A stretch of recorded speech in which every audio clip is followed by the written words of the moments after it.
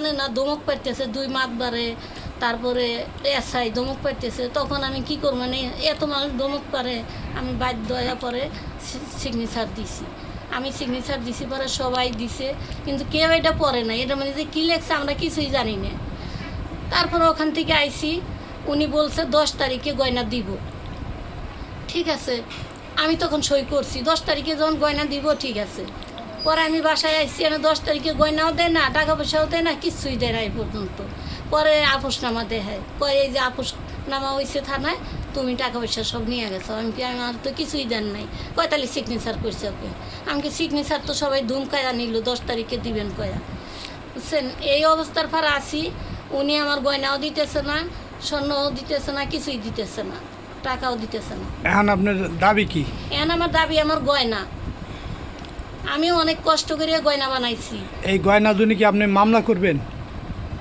এখন যদি এখান থেকে উঠান যায় কোনো ব্যবস্থা করিয়া, আপনারা যদি আমার সুব্যবস্থাটা করে দেন, এখান থেকে উঠা দেন, তাহলে আর থানায় যাবো না। কারণ আমি অসুস্থ মানুষ, আমার কোর্টে গেলে আমার সমস্যা।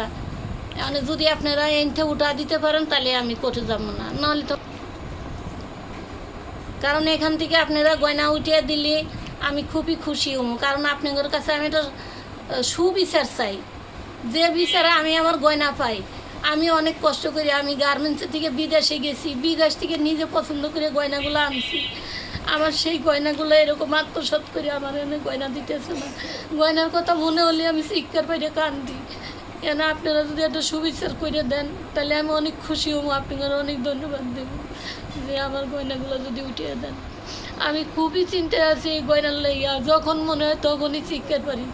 আমি বিদেশে গেছি, আমার ছেলের বোন লেগে গয়না আনছি, আমার নাতি কোনো তাকে লেগে আনছি, আমার লেগে আনছি। আমি এই গয়নাগুলো ব্যবহারও করতে পারিনি। আমার ছেলেটা বিপদে পড়ছিল, তাই আমি গয়না থেকে টাকা আনছি।